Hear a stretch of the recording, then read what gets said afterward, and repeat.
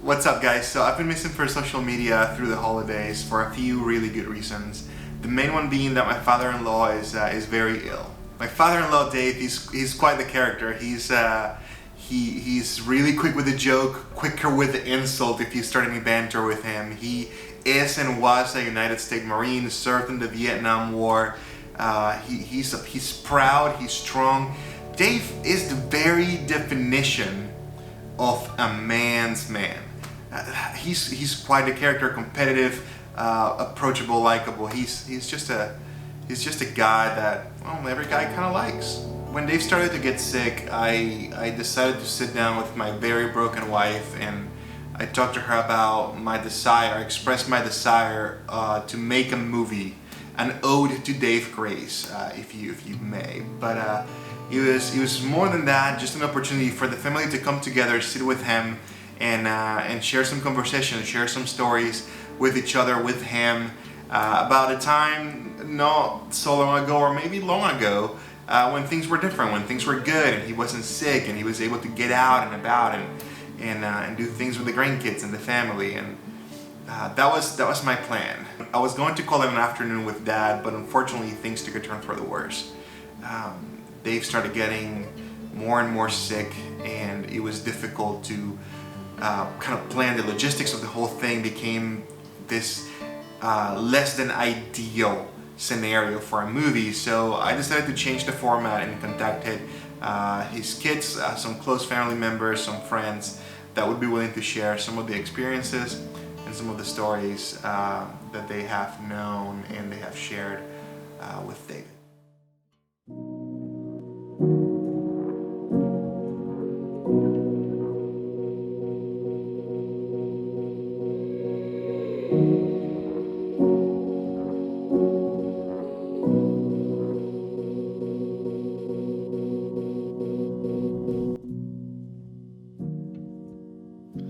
You got to understand that Dave was 2 years older than I and more mature. And Dave showed me a lot, even from the beginning, because he was more mature than I was. There were some things that he helped me with going back. And there were things that I think I tried to help him. There were some times that it wasn't that easy for Dave. When he came back from Vietnam, he had some demons. I think everybody knows that. And those demons chased him a lot. And hopefully I helped him through some of those, like he helped me mature a little bit. I think the best thing I've really learned about Dave is that when he likes you as just not as a friend, he takes on you as being like, I feel like I'm his sister.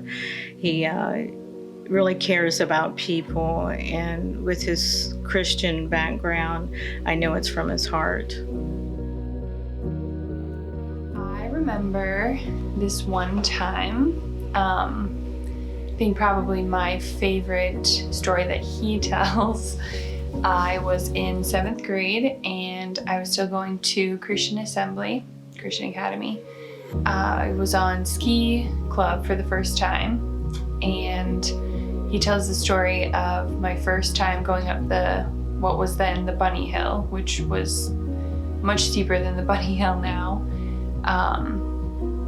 I started just going. I had no idea what I was doing, and I just kind of took off accidentally. And I was headed for a big group of trees at the bottom of the hill. And he was standing down with some of the other parents, just watching kind of each of us as we were at the top of the hill for the first time. But I was just screaming and flailing and not knowing how to stop. And I could hear him over everybody saying, just fall down, just fall down. And I was like, I don't know how to fall. So I was flying at that point. And next thing I know, he runs out, stops dead in front of me. And I smacked him so hard. And I think the way he tells the story is he did about 800 flips in the air and then lands on the ground. I'm pretty sure I probably broke a couple ribs, but he definitely saved me from hitting the tree. So I don't know, that's the silliest story that comes to mind. Dave has impacted me personally, I'd say in many different ways. The same with many other men. Is that looking at his background, where he came from, everything from war to his childhood, and what God's done. And I look at the man, Dave Grace, and I look at what God's done in his life and how he's impacted me. It's amazing to see a man who's come to be humbled before God. His stories that he tells us and pours into us men, absolutely amazing to see where he's come from. And as we walk away from men's group every week, and as he discusses things and shares things in his past and how God's worked him through things that are tough, very difficult, made such an impact in my life. And whenever I feel like complaining, or anytime I feel down, that I just, when I'm around Dave, it just changes my outlook. It changes who I am. And he is the toughest man that I've ever known in my life. Well, if I were to try to describe David with one word, I think that word would be presence. He's always there. You know, if you need something, he's there. He's always been willing and able to be there to share with all of us and to do what he could whenever there was a time of need. So I think presence would be the one word I would use to describe him. I think Dave and I crossed paths for a reason. Like I said, my dad was a Marine, and he was 17 when he went to Vietnam, and Dave was, I think, 19. They were both in it, we discovered at the same time, I think 1969. But my dad actually passed away when my mom was pregnant. So I never got to meet my dad, and I really believe that God put Dave in my life so I could even look at my dad and what he went through differently. And I think I discovered and got healing from that. And I even found out things like my dad had to have had PTSD from the war, and that's really what it caused him to probably end his life in a car accident. And just find out valuable information about what my dad went through and what it was like being that young and being over there. And hearing Dave talk about it's been a real healing process for me. And I just, I'm really thankful God put him in my life. And he's just such an asset to our men in the church, and we all just love him for what you see is what you get. Dave, I don't like cameras. I'm only doing this for you. I wouldn't do it for many people. So I hope you enjoy it. The first thing I remember doing with Papa is when we went to his house, I piled lots of hats up on his head and knocked them down. My favorite thing about my grandpa is that he makes pancakes for us and French toast, and that he turns on cartoons for us. And that's nice. My dad was always a jokester, and this one time when we were teenagers, my dad came home, I think from work, and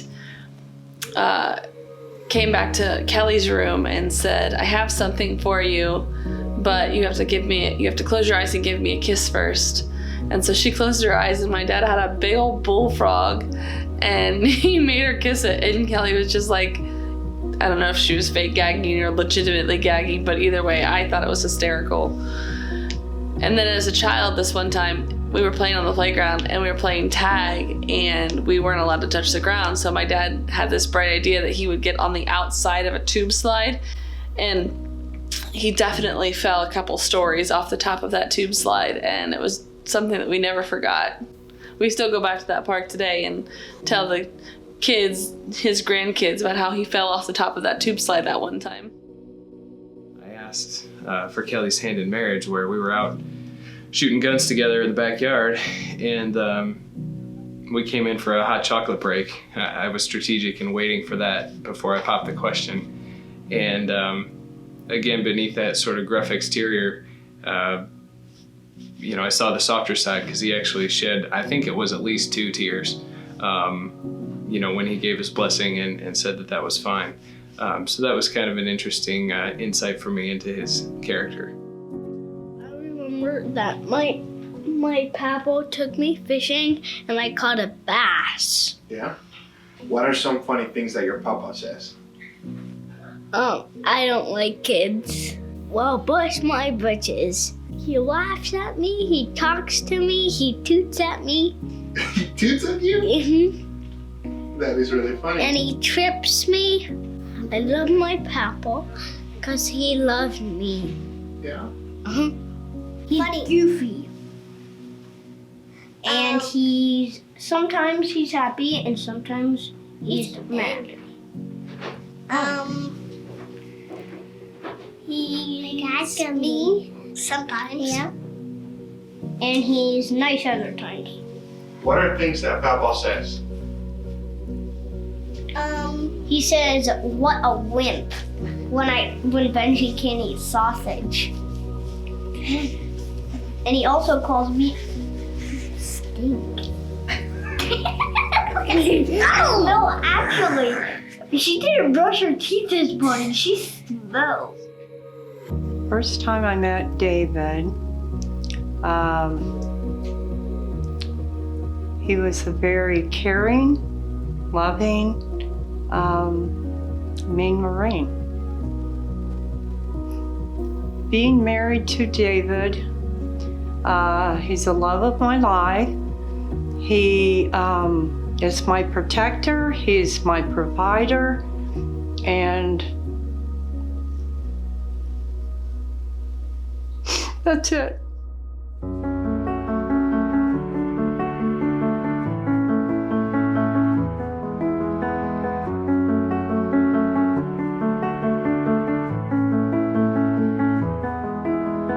You put all your faith in my dreams. You gave me the world that I wanted. What did I do to deserve you? I follow your steps with my feet. I walk on the road that you started. I need you to know that I heard you, every word. I've waited way too long to say everything you mean to me. In case you don't live forever, let me tell you now, I love you more than you'll ever wrap your head around. In case you don't live forever, let me tell you the truth. I'm everything that I am because of you. You know, David and I, we never quite connected. I guess I never understood him and he never understood me. We never got to experience that like father-son relationship I wish we had. But looking through these interviews and editing this video and making it happen and talking to people that know and love him gave me a perspective, gave me an insight into what makes David Grace, who is David Grace, and I learned some invaluable lessons via proxy about what makes David such an interesting guy, such an outstanding man, and the man that he has become now. I wasn't going to upload this video to YouTube. I was actually going to just keep it for our family so we can show the grandkids and the great-grandkids what the grandpa was like and hear stories from people that he knew other than, well, us, the family, their kids, right? So I thought it would be a great way to preserve a memory. But then I realized there was a message worth sharing here. And that message is that if you have the ability to document life, you should do it, and you should take every opportunity you have to do it. Because the impact that you will have, the impact that you will create will transcend our generations, will transcend my kids' generations. If you have the opportunity to take a photograph, print it, give it to someone you love. If you have the ability to film and make a movie, do it. There's this nostalgia about finding old VHS, cassette tapes, or whatever, and just listening to them and remembering a simpler time when we weren't so consumed and distracted by the technologies that we have today. So in conclusion, use your skills to make a difference, not just to make a buck. Do what you love and give what you love. And that's all I got. I'll see you guys next year.